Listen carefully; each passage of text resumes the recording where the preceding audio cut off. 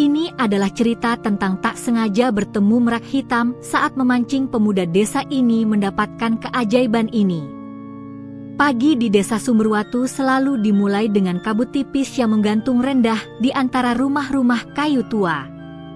Kabut itu seakan menelan atap seng berkarat, pepohonan pisang di halaman, dan jalan tanah yang penuh bekas roda gerobak. Di desa kecil yang dikelilingi hutan lebat dan sungai panjang itu, hidup berjalan lambat, namun keras bagi mereka yang miskin. Rozak melangkah pelan menyusuri jalan setapak menuju sungai. Di pundaknya tergantung joran pancing tua, catnya mengelupas, benangnya sudah berkali-kali disambung. Di tangan kirinya, ia membawa kaleng kecil berisi umpan cacing yang ia gali sendiri sejak subuh. Wajahnya tenang, namun sorot matanya menyimpan kelelahan yang tak pernah benar-benar pergi. Rozak masih muda, baru menginjak usia 22 tahun. Tubuhnya kurus, kulitnya legam terbakar matahari. Sejak ayahnya meninggal 7 tahun lalu, Rozak menjadi tulang punggung keluarga. Ia tinggal berdua dengan ibunya, Maksari, seorang janda yang kini lebih sering terbaring lemah karena penyakit lama yang tak pernah benar-benar sembuh.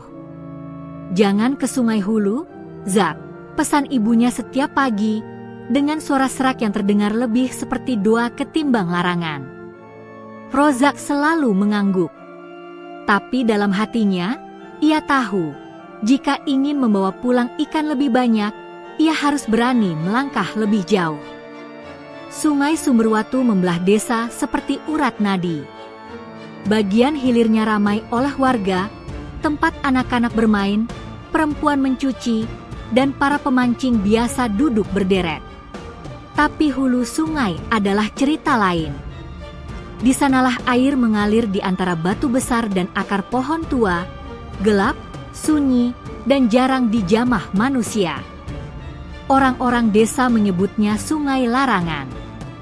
Konon, siapapun yang terlalu lama di sana akan pulang membawa petaka. Ada yang jatuh sakit, ada yang hilang, ada pula yang ditemukan meninggal tanpa luka, seolah nyawanya diambil begitu saja. Ayah Rozak adalah salah satunya. Itulah sebabnya, nama Rozak sering disebut dengan nada setengah berbisik di warung kopi desa. Anaknya orang yang mati di hulu sungai itu, kan? Kasihan sih, tapi katanya sungainya masih ngikutin dia. Rozak mendengar semua itu. Ia memilih diam. Bukan karena takut, melainkan karena ia tak punya tenaga untuk melawan omongan orang. Pagi itu, ia duduk di tepi sungai bagian tengah, melempar kail dengan gerakan terlatih.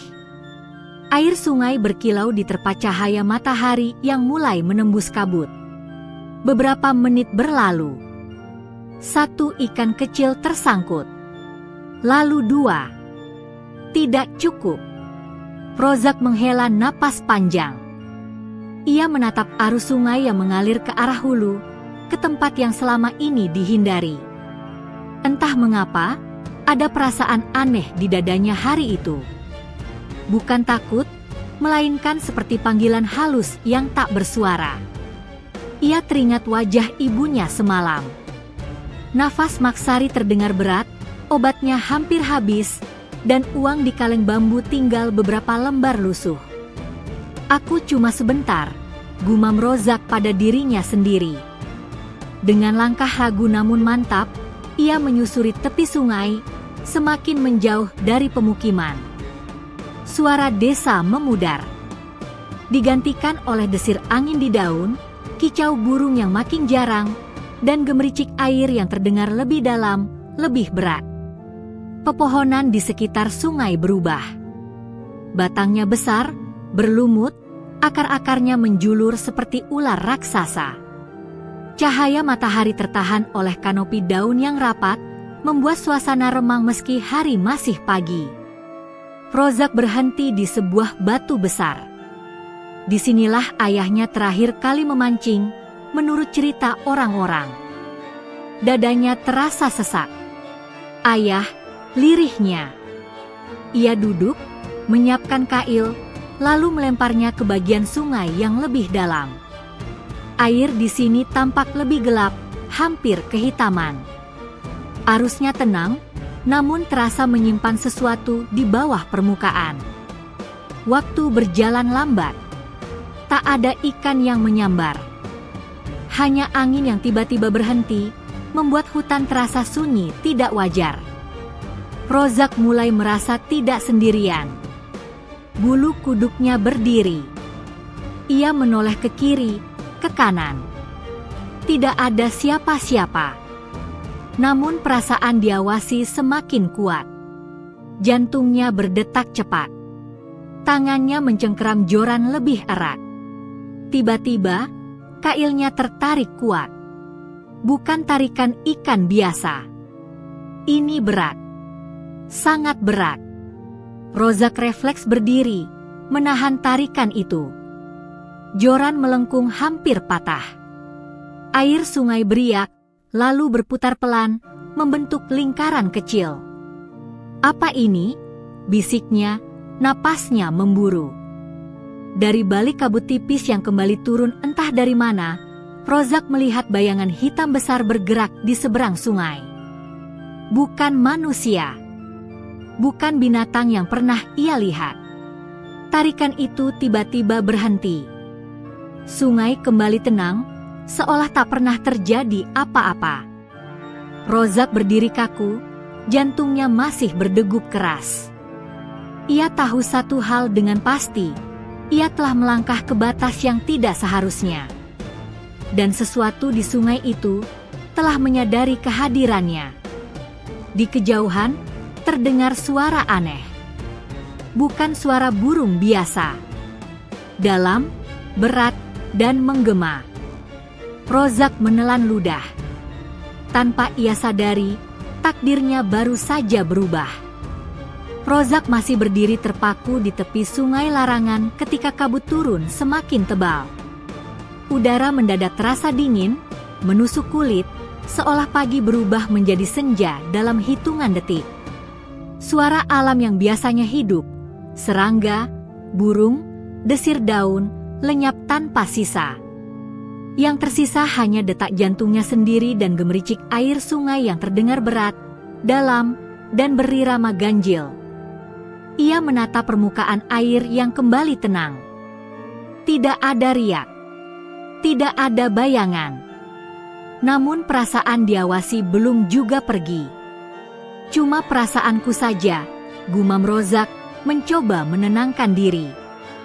Ia menarik napas panjang, lalu memutuskan untuk menggulung kembali benang pancing.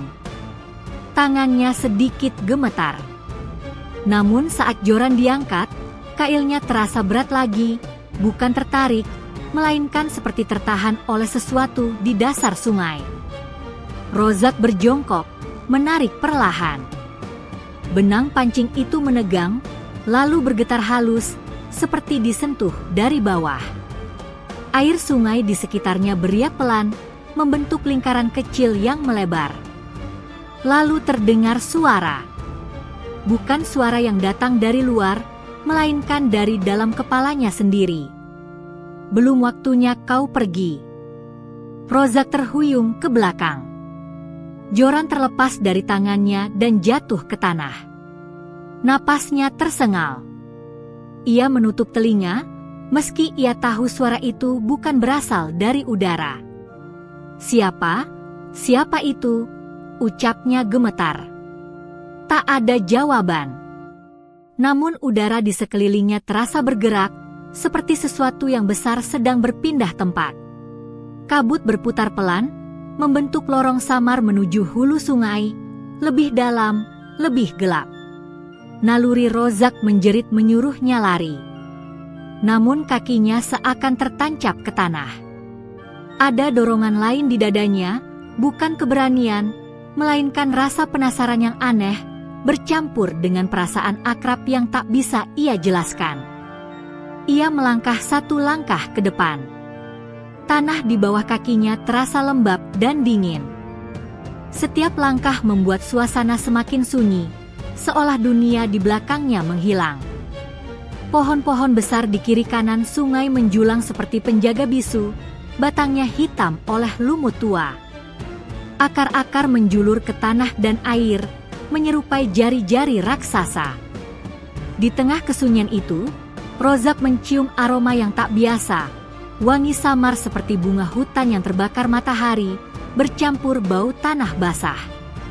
Aromanya menenangkan, namun juga menimbulkan rasa takut yang dalam. Tiba-tiba, seekor burung kecil terbang melintas di atas kepalanya, lalu jatuh ke air tanpa suara. Air sungai menelannya begitu saja, tanpa cipratan. Rozak menelan ludah.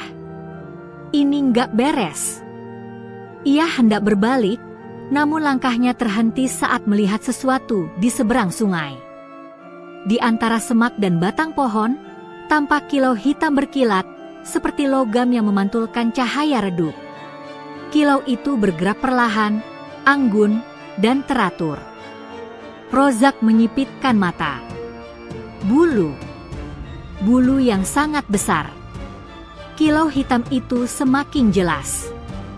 Dari balik kabut, terlihat ekor panjang dengan pola mata yang samar, namun seluruhnya berwarna hitam legam, hitam yang bukan sekadar gelap, melainkan seperti menyerap cahaya di sekitarnya. Napas Rozak tertahan. Itu merak.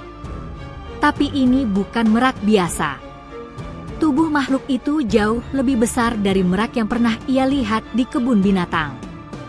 Setiap langkahnya membuat tanah bergetar halus. Sayapnya terlipat rapi, namun aura kekuatannya terasa menekan dada Rozak, membuatnya sulit bernapas. Merak hitam itu berhenti tepat di seberang sungai. Kepalanya terangkat, menatap Rozak dengan sepasang mata hitam pekat yang berkilau seperti batu obsidian. Tatapan itu tajam, menembus, seolah membaca seluruh isi hatinya, ketakutan, kesedihan, kemiskinan, dan kerinduan pada sosok ayah yang tak pernah kembali. Rozak berlutut tanpa sadar. Bukan karena dipaksa, melainkan karena tubuhnya merasa itu adalah hal yang benar untuk dilakukan. Ampun, ucapnya lirih, suaranya hampir tak terdengar. Merak hitam itu mengepakkan sayapnya perlahan. Angin berputar, membuat kabut menari di udara. Suara kepakan itu berat, bergema seperti dentuman jauh di dalam gua. Lalu suara itu kembali terdengar di kepala Rozak. Kau datang dengan niat mencari hidup, tapi kau menemukan takdir. Air mata menetes di pipi Rozak. Ia tak tahu mengapa. Kata-kata itu terasa begitu dekat, begitu dalam, seolah telah lama menunggunya. Aku cuma mau cari ikan, buat ibu, jawab Rozak dengan suara parau.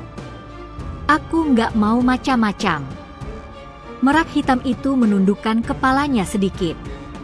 Dari balik bulu hitamnya, jatuhlah sehelai bulu panjang, melayang perlahan di udara sebelum mendarat di tanah, tepat di hadapan Rozak. Bulu itu berkilau halus, dingin namun hangat saat disentuh mata. Tanpa berpikir panjang, Rozak mengulurkan tangan. Begitu jarinya menyentuh bulu itu, pandangan Rozak gelap. Dalam sekejap, ia melihat kilasan-kilasan cepat. Ayahnya berdiri di tepi sungai, berdebat dengan beberapa pria asing, hutan yang dibabat, air sungai yang memerah, lalu jeritan yang terputus tiba-tiba. Rozak terengah, tubuhnya gemetar hebat. Ayah, teriaknya. Ia terjatuh ke tanah, memeluk dirinya sendiri. Air mata mengalir tanpa henti. Seluruh dadanya terasa sesak oleh kebenaran yang selama ini tersembunyi. Saat ia membuka mata kembali, merak hitam masih berdiri di sana. Namun kini jaraknya terasa lebih dekat, atau mungkin dunia di sekeliling mereka yang menyempit. Kebenaran selalu meminta harga, suara itu berbisik. Dan kau telah dipilih untuk membayarnya. Angin berhenti. Kabut perlahan menipis. Merak hitam mengepakkan sayapnya sekali lagi. tubuhnya mulai memudar, menyatu dengan bayangan hutan dan sungai. Namun sebelum benar-benar menghilang, matanya menatap Rozak untuk terakhir kalinya. Tatapan yang tidak mengancam, melainkan menjaga. Rozak tersungkur di tanah, kelelahan. Tangannya masih menggenggam bulu hitam itu erat-erat. Di dadanya, ia merasakan denyut hangat yang asing, seperti ada sesuatu yang baru terbangun di dalam dirinya. Ketika ia akhirnya bangkit dan berjalan pulang dengan langkah tertatih, Rozak belum tahu satu hal penting. Sejak saat itu, sungai tidak lagi memandangnya sebagai manusia biasa. Dan merak hitam telah menandainya. Rozak berjalan pulang dalam keadaan setengah sadar. Langkahnya gontai menyusuri jalan setapak yang kini terasa asing, seolah hutan di sekelilingnya bergeser perlahan mengikuti setiap geraknya. Kabut masih menggantung rendah, namun tidak lagi pekat. Di tangannya, bulu hitam itu tergenggam erat, terasa hangat seperti menyimpan denyut kehidupan sendiri. Setiap kali ia menatap bulu itu, kepalanya kembali dipenuhi bayangan-bayangan singkat, kilasan sungai, hutan, dan tatapan mata hitam pekat yang penuh wibawa. Rozak menutup matanya, berusaha mengusir semua itu. Ia hanya ingin sampai rumah. Ketika akhirnya tiba di tepi desa, suara manusia kembali terdengar. Anak-anak berlarian, ayam berkokok, dan bau asap dapur menyambutnya. Namun bagi Rozak, dunia ini terasa sedikit bergeser. Warna-warna tampak lebih tajam, suara terdengar lebih jelas, bahkan detak langkah orang-orang di kejauhan bisa ia rasakan. Ia berhenti sejenak, menahan pusing. "Apa yang terjadi sama aku?" bisiknya. Sampai di rumah, Rozak mendapati ibunya terbaring lemah di dipan bambu. Wajah Maksari pucat, napasnya pendek-pendek. Hati Rozak mencelos. "Ibu," panggilnya cemas. Maksari membuka mata perlahan. Senyum tipis terukir di wajahnya saat melihat Rozak. "Kamu pulang, cepat sekali hari ini." Rozak berlutut di samping ibunya. "Ibu kenapa?" Kelihatannya tambah lemah. Maksari menggeleng pelan. "Nggak apa-apa, cuma capek." Namun matanya melirik ke tangan Rozak. "Itu, apa yang kamu pegang?" Rozak tersentak. Ia menatap bulu hitam itu. Entah mengapa, ia ragu untuk menunjukkan. Tapi ia tak ingin berbohong pada ibunya. "Aku nemu ini di sungai," katanya jujur. Begitu Maksari melihat bulu itu, wajahnya berubah.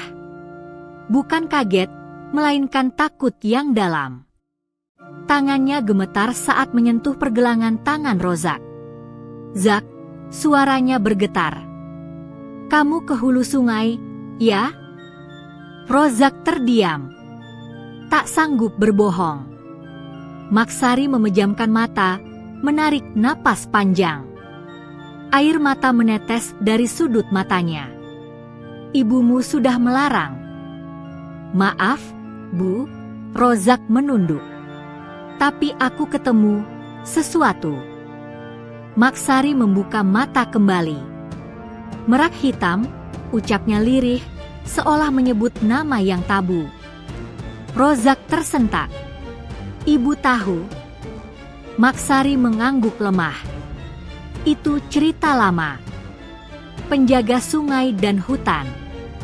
Ayahmu dulu pernah melihat tandanya sebelum dia meninggal." Kata-kata itu menghantam Rozak seperti petir. Dadanya kembali sesak. Kilasan ayahnya di sungai muncul lagi di benaknya.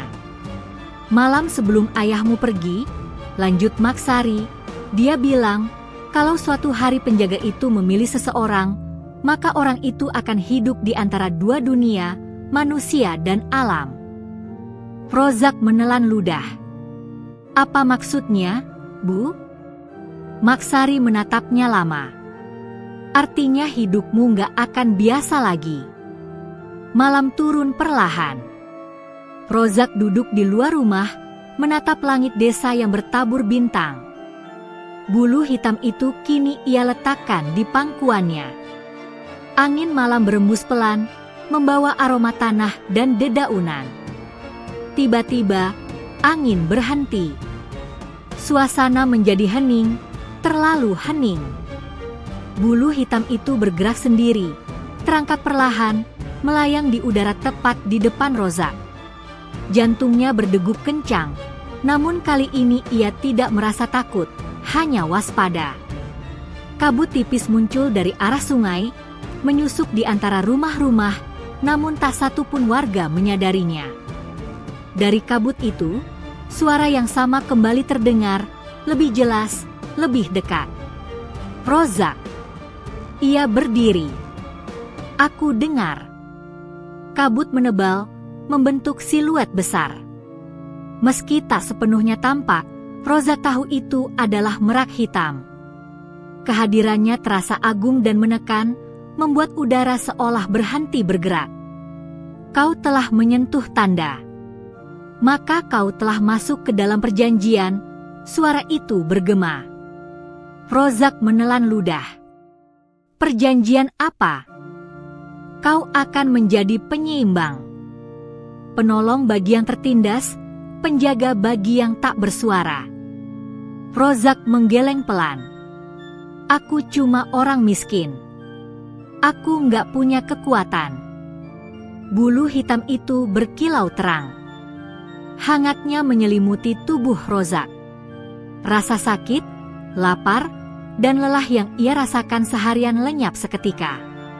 Kekuatan bukan milikmu, suara itu menjawab. Ia hanya melewati dirimu. Rozak mengepalkan tangan. Kalau aku menolak. Kabut berputar pelan. Suara merak hitam terdengar lebih dalam. Maka keseimbangan akan mencari jalan lain. Dan harga yang dibayar akan lebih mahal. Rozak teringat wajah ibunya, sungai yang tercemar dalam penglihatannya, dan ayahnya yang mati tanpa keadilan. Dadanya bergolak. Apa yang harus aku lakukan? Tanyanya akhirnya. Hening sesaat. Hiduplah dengan niat yang lurus. Jangan gunakan karunia ini untuk keserakahan atau balas dendam. Jika kau melanggar, udara mendadak dingin. Maka apa yang kau cintai akan diambil darimu. Rozak mengangguk perlahan. Aku mengerti. Bulu hitam itu perlahan menyatu ke dadanya, lenyap tanpa bekas. Namun Rozak merasakan sesuatu tertanam dalam dirinya, seperti ikatan tak terlihat yang menghubungkannya dengan sungai dan hutan. Kabut mulai memudar. Angin kembali berembus. Suara desa kembali terdengar, seolah tak pernah terjadi apa-apa. Rozak berdiri sendirian di halaman rumah. Namun ia tahu, sejak malam itu, ia tak pernah benar-benar sendirian lagi. Di dalam dadanya, ada denyut baru, denyut yang akan membawanya pada keajaiban, sekaligus ujian besar. Pagi di desa Sumberwatu terasa berbeda. Matahari terbit dengan cahaya keemasan yang lebih hangat dari biasanya, namun di dada Rozak justru tersimpan kegelisahan. Ia terbangun sebelum ayam berkokok, tubuhnya terasa ringan, hampir tanpa rasa lelah, sesuatu yang jarang ia rasakan sejak ayahnya meninggal. Rozak duduk di tepi dipan, menatap telapak tangannya sendiri. Tidak ada tanda apapun. Tidak ada cahaya, tidak ada bekas bulu hitam. Namun di dalam dadanya, ada rasa hangat yang berdenyut pelan, mengikuti irama napasnya. Ia melangkah keluar rumah. Udara pagi menyentuh kulitnya dengan cara yang aneh, seolah ia bisa merasakan arah angin, kelembapan tanah, bahkan pergerakan air sungai dari kejauhan. Rozak mengerutkan kening, mencoba mengabaikan perasaan itu. Ini cuma perasaanku, gumamnya. Di dalam rumah, Maksari terbangun. Rozak terkejut melihat ibunya duduk sendiri, sesuatu yang jarang terjadi beberapa hari terakhir. "Ibu kok sudah bangun?" tanyanya cepat. Maksari menatap Rozak, matanya berbinar heran. Aneh, badan ibu enteng. Dada nggak sesak seperti biasanya. Rozak terdiam. Jantungnya berdegup sedikit lebih cepat. Ia membantu ibunya berdiri. Langkah Maksari lebih mantap dari kemarin. Meski masih lemah, wajahnya terlihat lebih segar.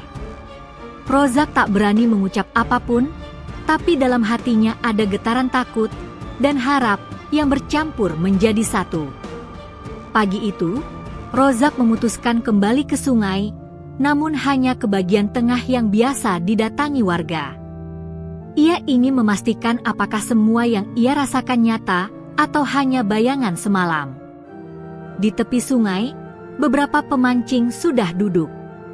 Mereka menoleh saat Rozak datang, sebagian dengan tatapan heran, sebagian dengan bisik-bisik pelan. "Itu Rozak, kan?" katanya kemarin ke hulu. Rozak pura-pura tak mendengar.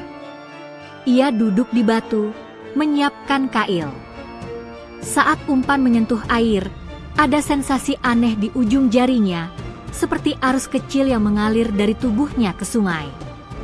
Belum semenit, kailnya bergerak. 1 tarikan, 2, 3. Rozak terkejut. Ia menarik joran, dan seekor ikan besar menggelepar di udara. Belum sempat ia melepaskannya, kail kembali ditarik. Ikan kedua, ketiga, keempat. Para pemancing lain berdiri.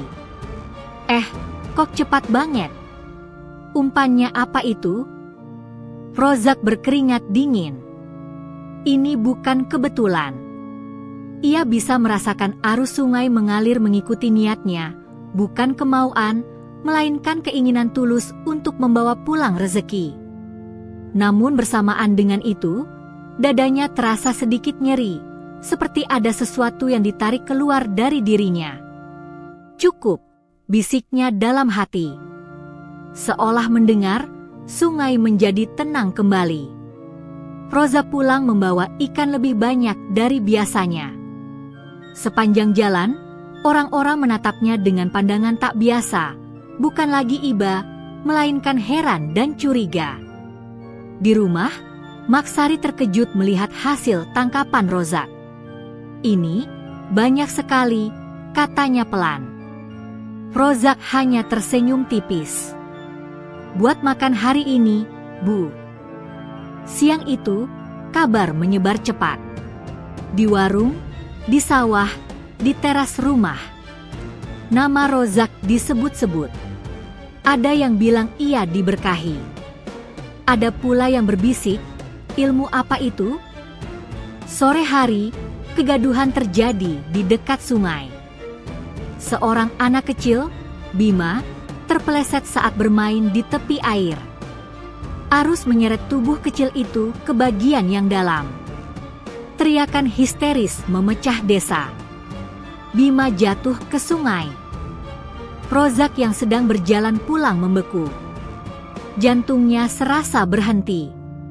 Tanpa berpikir panjang, ia berlari ke arah suara itu.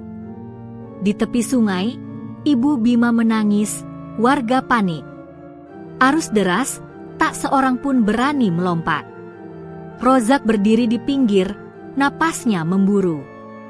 Ia menutup mata sesaat, teringat suara merak hitam. "Kekuatan hanya melewati dirimu." Rozak membuka mata. Ia mengangkat tangannya, bukan untuk memerintah, melainkan memohon. "Tolong," bisiknya. Sungai bergemuruh pelan. Arus yang tadinya deras mendadak melambat. Air berputar, membentuk pusaran kecil yang mendorong tubuh Bima ke tepian. Rozak melompat, menarik anak itu ke darat. Bima batuk keras, lalu menangis. Tangisan lega meledak. Warga bersorak, sebagian terdiam ketakutan. Rozak berlutut, tubuhnya gemetar hebat. Kepalanya pening. Pandangannya menggelap sesaat. "Rozak!" teriak seseorang. Ia jatuh terduduk. Dada terasa panas dan sesak. Namun sebelum benar-benar pingsan, ia mendengar bisik-bisik yang kini terdengar jelas di sekelilingnya. Dia penyelamat. Bukan manusia biasa. Jangan-jangan. Malam itu, Rozak terbaring lemah di rumah. Maksari menggenggam tangannya, air mata menetes. "Kalau ini karunia," ucap Maksari pelan, "maka ingat, setiap karunia selalu ada ujiannya." Rozak memejamkan mata. Di balik kelopak matanya, ia melihat bayangan bulu hitam yang berkilau redup, seperti peringatan lembut namun tegas. Ia tahu satu hal kini pasti. Keajaiban telah muncul ke permukaan. Dan sejak saat itu, hidupnya tak akan pernah kembali sunyi. Sejak peristiwa di sungai sore itu, desa Sumberwatu tak pernah benar-benar tenang. Nama Rozak beredar dari mulut ke mulut, dari warung kopi sampai ke balai desa. Ceritanya berubah-ubah, ada yang bilang Rozak diberkahi Tuhan, ada yang menyebut ia memelihara makhluk gaib, ada pula yang berbisik dengan suara lebih rendah, ilmu hitam. Rozak merasakan perubahan itu bahkan sebelum matahari terbit. Pagi itu, saat ia melangkah keluar rumah, beberapa pasang mata langsung tertuju padanya. Ada yang tersenyum canggung, ada yang pura-pura sibuk, ada pula yang terang-terangan menjauh. Ia menunduk, berjalan cepat menuju sungai. Namun langkahnya terhenti ketika seseorang memanggil. "Rozak!" Ia menoleh. Kepala Dusun Karno berdiri bersama dua orang pria berpakaian rapi. Sepatu mereka bersih, tidak cocok dengan jalan tanah desa. Wajah Karno tampak dibuat ramah, namun sorot matanya menyimpan perhitungan. "Bisa ke balai desa sebentar?" tanya Karno. "Ada yang mau bicara." Rozak ragu, tapi mengangguk. Menolak hanya akan menambah kecurigaan. Di balai desa, udara terasa pengap meski jendela terbuka lebar. Pria pertama memperkenalkan diri sebagai Pak Wiryo, juragan yang menguasai banyak lahan di sekitar desa. Pria kedua diam saja, matanya mengamati Rozak dari ujung rambut sampai kaki. "Kami dengar kemampuanmu luar biasa," kata Pak Wiryo sambil tersenyum tipis. "Bisa mengendalikan sungai, ya?" Rozak menggeleng cepat. "Saya cuma nolong anak kecil kemarin." "Itu kebetulan." Pak Wiryo terkekeh pelan. Kebetulan jarang terjadi dua kali. Ia menyodorkan amplop tebal ke atas meja. "Kami punya rencana membuka lahan di hulu sungai. Kalau kamu bantu melancarkan, hidupmu dan ibumu akan terjamin." Rozak menatap amplop itu. Dadanya terasa panas. Kata-kata merak hitam terngiang jelas. "Jangan gunakan karunia ini untuk keserakahan." "Saya nggak bisa," jawab Rozak tegas, meski suaranya bergetar. Senyum Pak Wiryo memudar. "Pikirkan baik-baik, nak. Orang seperti kamu jarang dapat kesempatan begini." Rozak berdiri. "Maaf. Saya mau pulang." Tatapan pria kedua mengikutinya sampai pintu. Tatapan dingin yang membuat tengkuk Rozak merinding. Sore itu, fitnah mulai berhembus. Ada warga yang tiba-tiba jatuh sakit, dan entah dari mana muncul kabar bahwa Rozak membawa sial. Ayam mati mendadak, sawah kekeringan di satu sudut desa, semuanya dikaitkan dengan namanya. Maksari mendengar bisik-bisik itu di pasar. Ia pulang dengan wajah pucat. "Zak," katanya pelan, "orang-orang mulai takut sama kamu." Rozak menggenggam tangan ibunya. Aku nggak ngapa-ngapain, Bu. Malam turun dengan cepat. Angin bertiup kencang, pintu rumah berderak. Rozak terbangun oleh suara benda jatuh.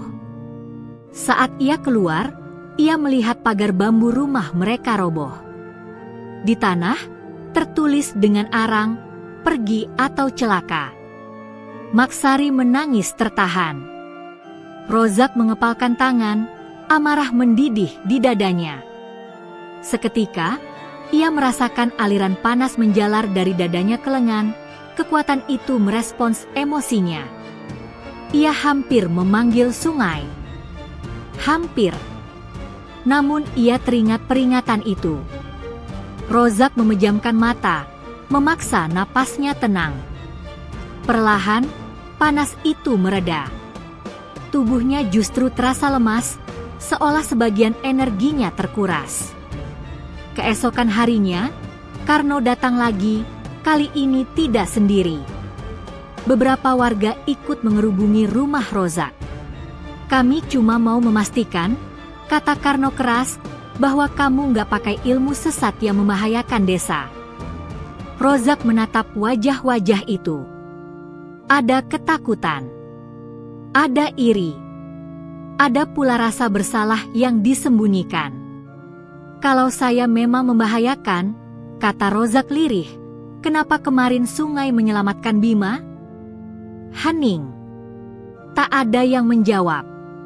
Namun malam berikutnya, tekanan datang lebih keras. Seseorang melempari rumah dengan batu.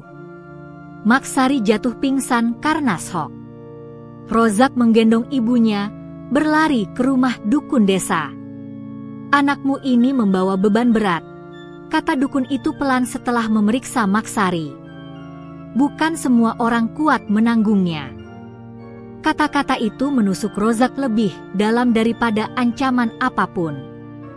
Di tengah malam, Rozak duduk sendirian di tepi sungai. Air mengalir tenang, seolah tak peduli pada kekacauan manusia.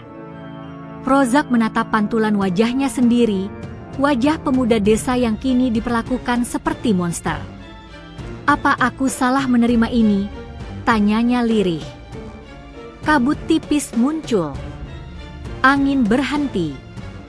Di permukaan air, pantulan itu berubah, bukan wajahnya, melainkan kilau hitam samar. Ujian selalu datang bersama karunia. Suara merak hitam bergema lembut. Bukan kekuatanmu yang diuji, tapi hatimu. Air mata Rozak jatuh ke sungai. Aku cuma mau hidup tenang.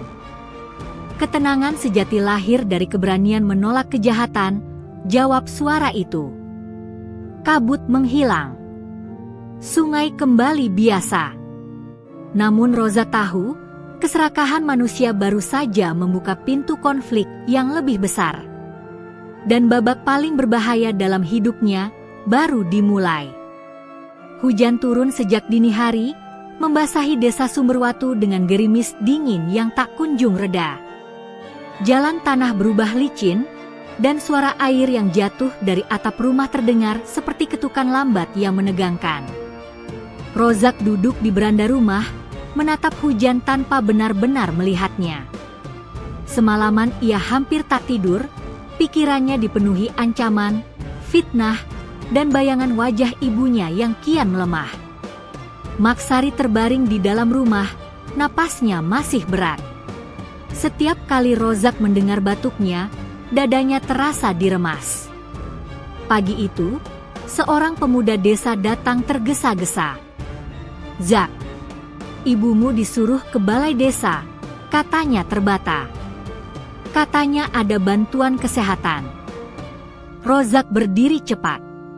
Hatinya was-was, tapi harapan kecil muncul di dadanya.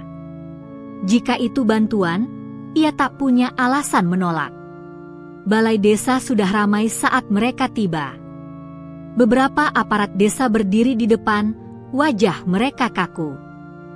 Pak Wiryo juga ada di sana, duduk santai seolah sedang menonton pertunjukan. Rozak membantu ibunya duduk. Belum sempat bertanya, Karno maju ke tengah ruangan. "Warga sekalian," ucapnya lantang, "hari ini kita harus menyelesaikan keresahan yang sudah lama mengganggu desa." Beberapa pasang mata langsung tertuju pada Rozak. Karno melanjutkan, "Ada dugaan kuat bahwa Rozak menggunakan ilmu terlarang. Dan demi keselamatan desa, kita perlu membuktikannya." Rozak terperanjat. "Ini nggak adil. Kalian janji bantu ibu saya." Pak Wiryo tersenyum tipis. "Tenang saja. Kalau kamu memang bersih, tak ada yang perlu ditakuti." Seorang aparat membawa kendi berisi air dan meletakkannya di meja. "Minum ini," katanya pada Rozak. "Kalau kamu benar, tak akan terjadi apa-apa." Rozak menatap air itu.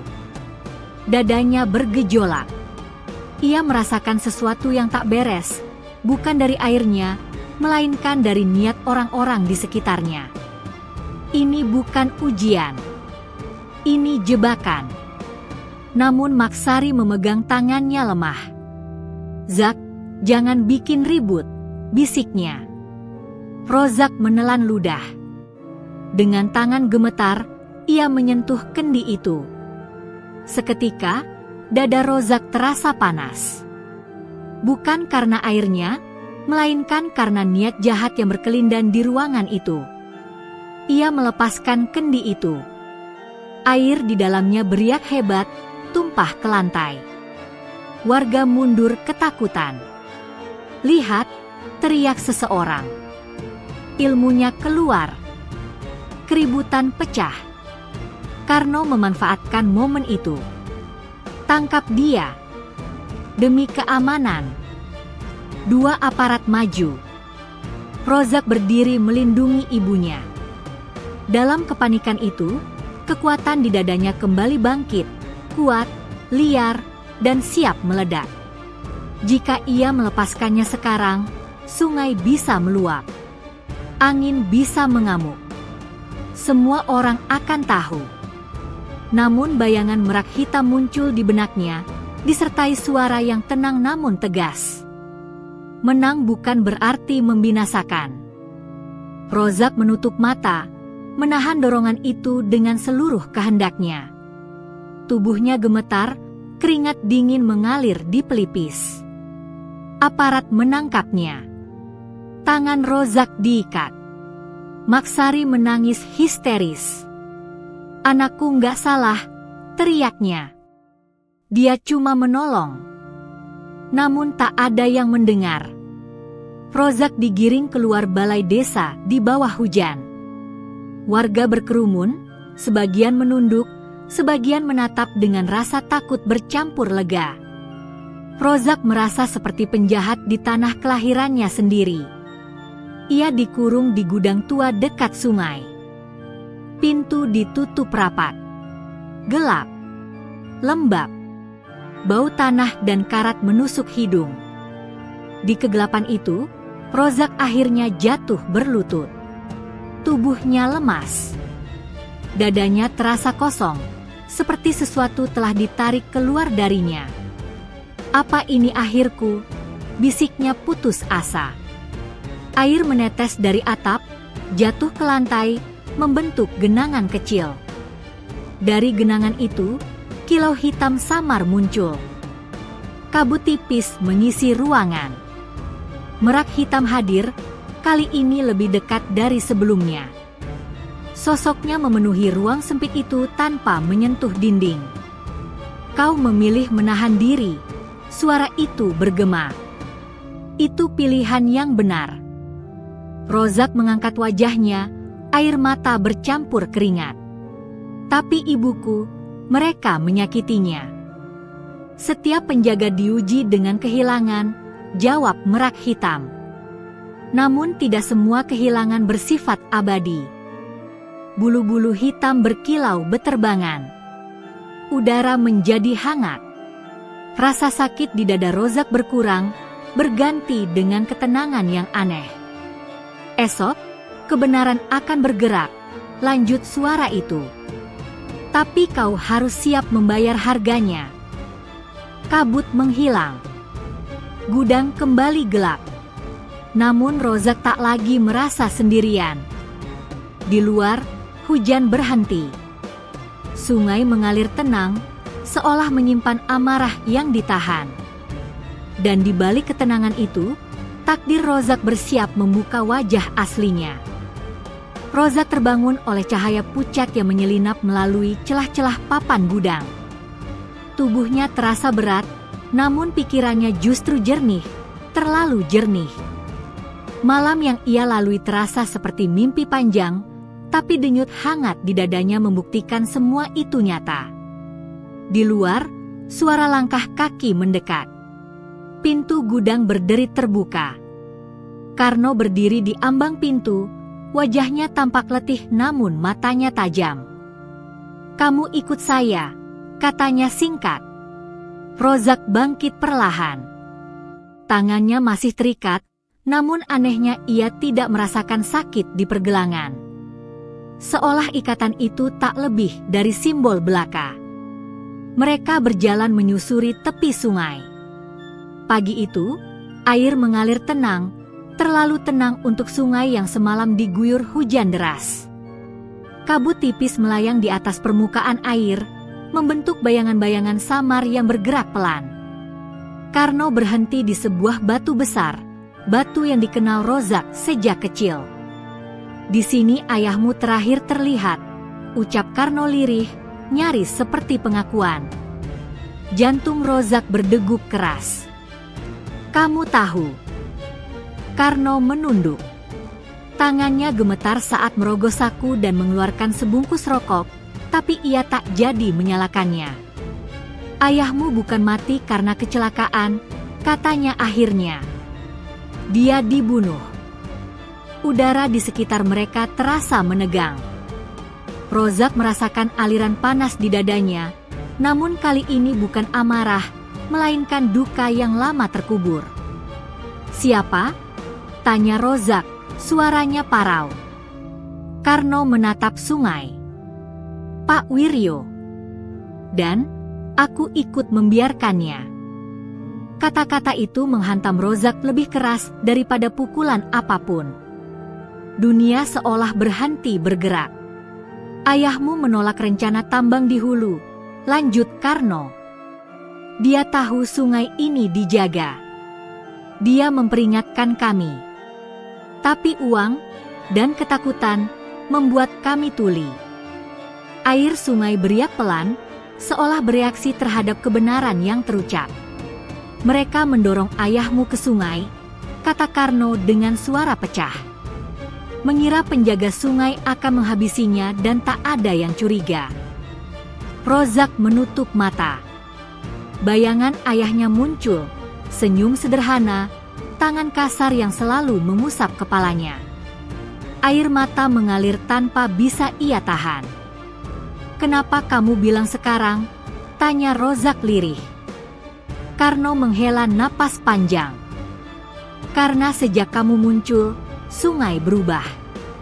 Dan aku mulai bermimpi buruk. Setiap malam, bulu hitam itu muncul. Aku tahu waktuku hampir habis." Dari balik kabut, angin berembus pelan. Rozak merasakan kehadiran yang familiar. Merak hitam tidak menampakkan wujudnya, namun suaranya bergema lembut di dalam dada Rozak. Kebenaran selalu mencari jalan pulang. Karno berlutut. "Aku nggak minta ampun. Tapi ibumu, dia nggak bersalah. Tolong selamatkan dia." Rozak membuka mata. Amarah, duka, dan belas kasih bercampur menjadi satu. Inilah ujian yang sebenarnya. "Apa Pak Wiryo tahu kamu bicara?" tanya Rozak. Karno menggeleng. "Belum. Tapi dia akan mengadakan rapat besar siang ini. Dia mau mengusirmu dari desa, atau lebih buruk." Rozak menatap sungai. Airnya memantulkan langit pagi yang kelabu. Ia merasakan panggilan itu lagi, bukan untuk menghancurkan, melainkan untuk menyeimbangkan. Aku nggak akan membalas dengan kekerasan, kata Rozak pelan.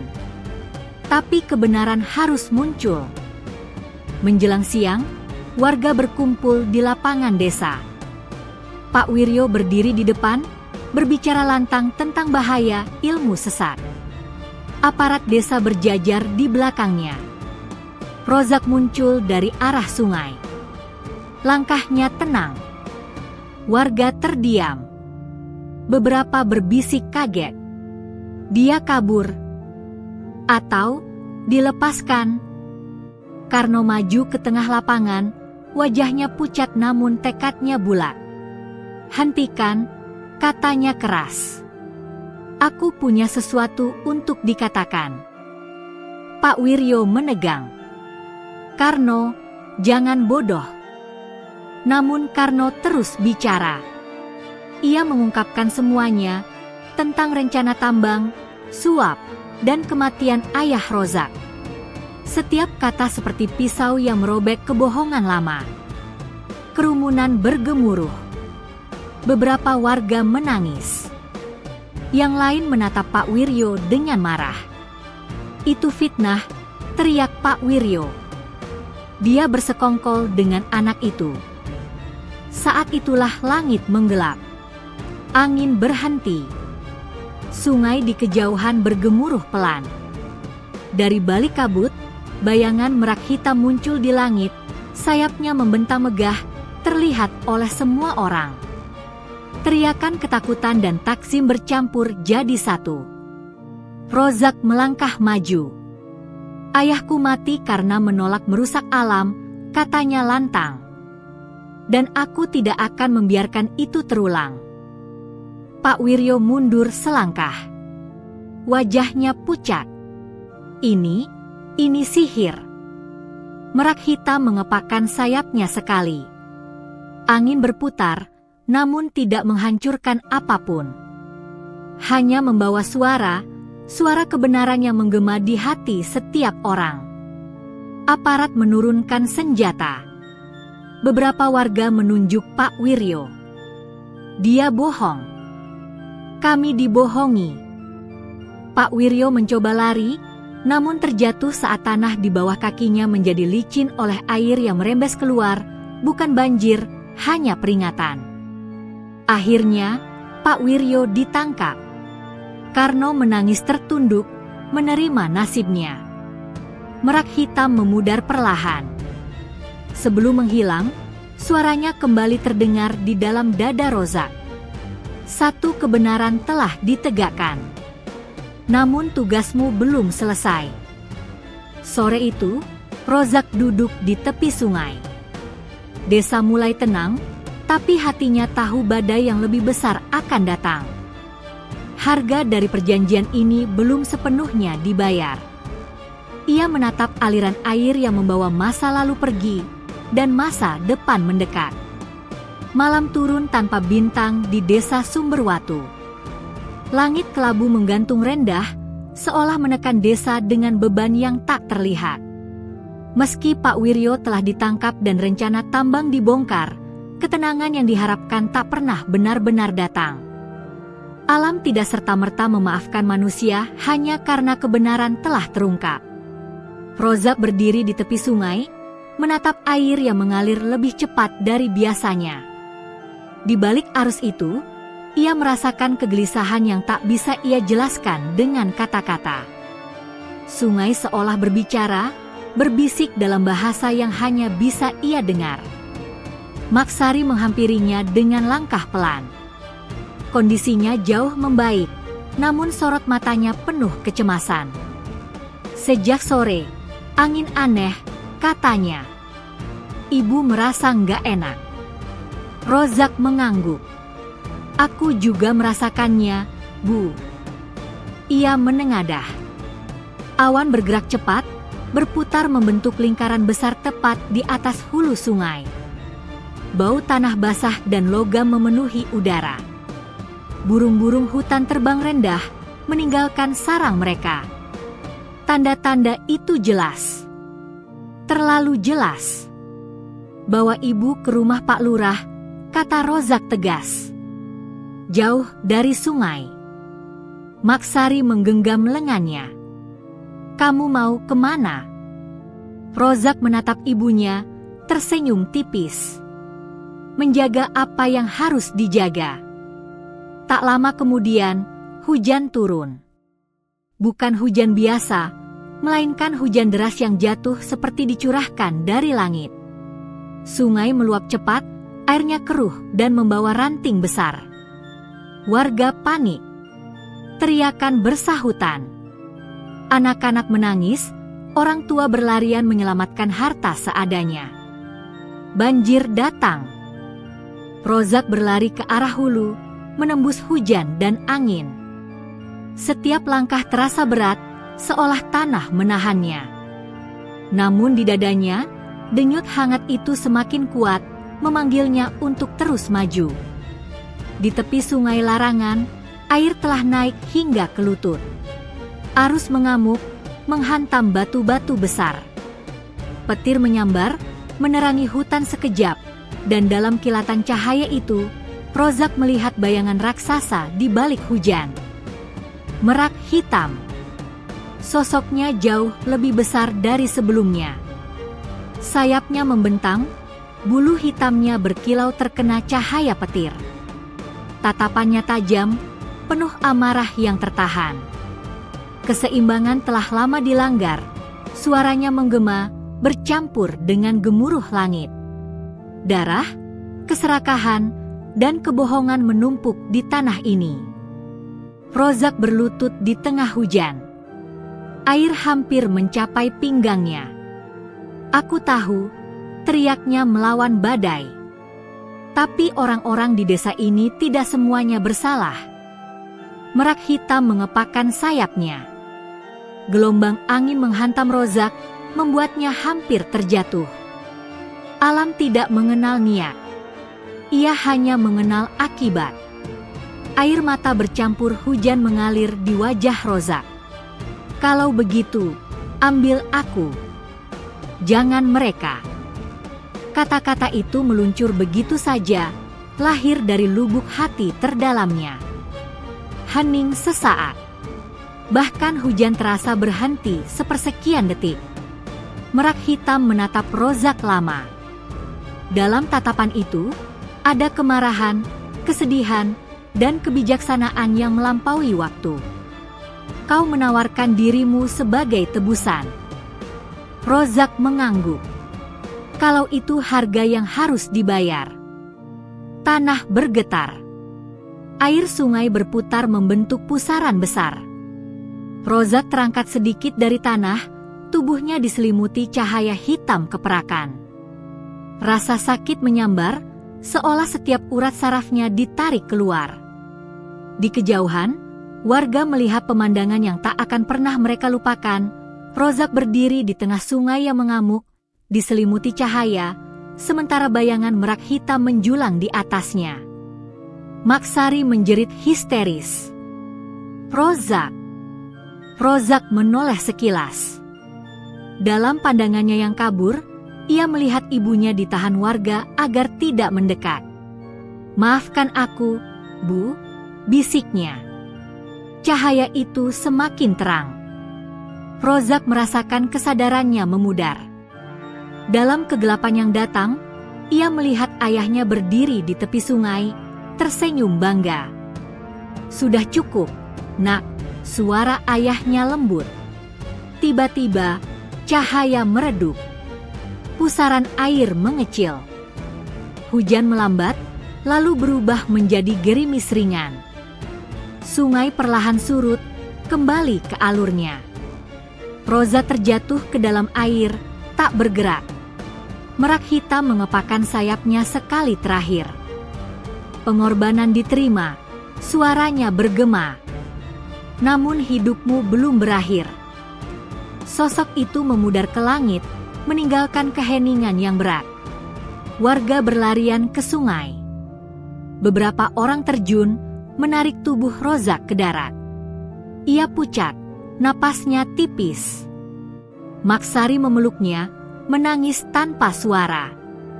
Malam itu, desa selamat. Tidak ada rumah yang hanyut. Tidak ada korban jiwa. Namun Rozak terbaring tak sadarkan diri. Di dalam keheningan malam, denyut hangat di dadanya hampir padam, menandakan satu hal, keajaiban itu telah menuntut harga yang nyaris tak tergantikan. Rozak terbangun bukan oleh suara, melainkan oleh rasa hampa. Ia membuka mata perlahan, menatap atap bambu yang terasa asing namun akrab. Cahaya pagi menyelinap melalui celah-celah dinding, jatuh lembut di wajahnya. Tubuhnya terasa ringan, terlalu ringan, seolah sebagian dari dirinya tertinggal di tempat lain. Ia mencoba bergerak. Tangannya terangkat, namun ada sesuatu yang berbeda. Dada Rozak tak lagi berdenyut hangat seperti dulu. Kehangatan yang selalu menuntunnya, yang membuatnya memahami bahasa alam, kini hanya menyisakan bekas dingin. Rozak. Suara itu bergetar. Maksari duduk di samping pembaringan, matanya sembab, wajahnya dipenuhi kelegaan yang tertahan lama. Begitu melihat Rozak membuka mata, air mata kembali mengalir. "Bu?" Suara Rozak serak, hampir tak terdengar. Maksari memeluknya erat. Tubuh Rozak masih lemah, namun pelukan itu terasa nyata. Terlalu nyata bagi seseorang yang semalam hampir hilang dari dunia. "Alhamdulillah, kamu hidup, Nak," isak Maksari. Ibu kira kehilangan kamu." Rozak menutup mata. Ingatan tentang malam badai datang kembali, pancaran cahaya, suara merak hitam, dan rasa sakit yang seolah membelah jiwanya. Namun anehnya, tak ada ketakutan. Yang ada hanya keheningan. "Bu?" katanya pelan, "Desa?" "Selamat," jawab Maksari cepat. Tak satu pun rumah hanyut. Sungai kembali tenang. Semua orang bilang, "Kamu penyelamat desa." Rozak terdiam. Penyelamat. Kata itu terasa berat. Ia tahu betul bahwa apa yang terjadi bukan sekadar keberanian, melainkan transaksi tak kasat mata antara dirinya dan alam. Beberapa hari kemudian, Rozak mulai bisa duduk dan berjalan perlahan. Tubuhnya pulih, namun ada hal lain yang tak kembali. Ia tak lagi bisa mendengar bisikan sungai. Angin hanya berhembus sebagai angin biasa. Burung-burung hutan kembali menjadi makhluk yang tak berbicara. Keajaiban itu pergi. Desa Sumberwatu berubah. Warga yang dulu mencibir Rozak kini menundukkan kepala setiap kali berpapasan. Pak Lurah datang membawa bantuan bahan pangan dan kayu untuk memperbaiki rumah Maksari. "Kami berutang nyawa padamu, Zak," kata Pak Lurah dengan suara berat. "Desa ini tak akan melupakan." Rozak hanya tersenyum kecil. Ia tak ingin dipuja. Ia hanya ingin hidup tenang. Suatu sore, saat Rozak duduk di tepi sungai, tempat semuanya bermula, seorang anak kecil mendekat. Anak itu membawa pancing kecil, wajahnya penuh rasa ingin tahu. "Kak Rozak," katanya polos, "katanya kakak bisa ngomong sama merak hitam." "Benar." Rozak menghela napas. Ia menatap aliran air yang kini jernih. "Dulu," jawabnya pelan. "Sekarang tidak." Anak itu terlihat kecewa. "Terus, keajaiban itu kemana?" Rozak tersenyum tipis. "Keajaiban itu bukan buat disimpan. Ia datang saat dibutuhkan, lalu pergi." Malam itu, Rozak bermimpi. Ia berada di hutan, di bawah langit yang dipenuhi bintang. Merak hitam berdiri di hadapannya, kali ini ukurannya lebih kecil, sorot matanya tak lagi murka. "Kau kehilangan kemampuanmu," suara itu bergema lembut. "Namun kau mendapatkan sesuatu yang lebih berat." Rozak menatapnya. Apa itu? Pilihan. Merak hitam membuka sayapnya. Dari balik bulu hitam, muncul bayangan masa depan, desa yang makmur, hutan yang terjaga, dan Rozak berjalan di antara manusia sebagai manusia biasa, tanpa kekuatan, tanpa keistimewaan. Keajaiban sejati bukan pada kekuatan, lanjutnya, melainkan pada keberanian untuk bertanggung jawab tanpa janji imbalan. Rozak terbangun dengan dada sesak.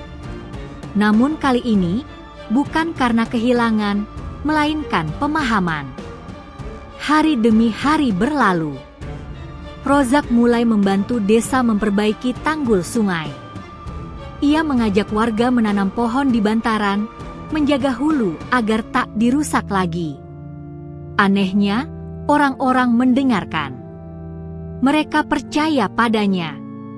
Bukan karena keajaiban, tapi karena pengorbanan. Suatu senja, Rozak berdiri di tepi hutan. Angin berhembus pelan, membawa suara dedaunan yang bergesekan. Sekilas, ia merasa melihat kilau hitam di antara pepohonan. Namun ketika ia menoleh, tak ada apa-apa.